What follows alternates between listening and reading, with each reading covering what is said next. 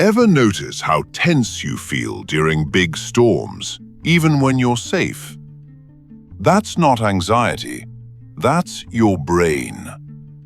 Unpredictable events activate your nervous system. Your brain reads uncertainty as potential danger.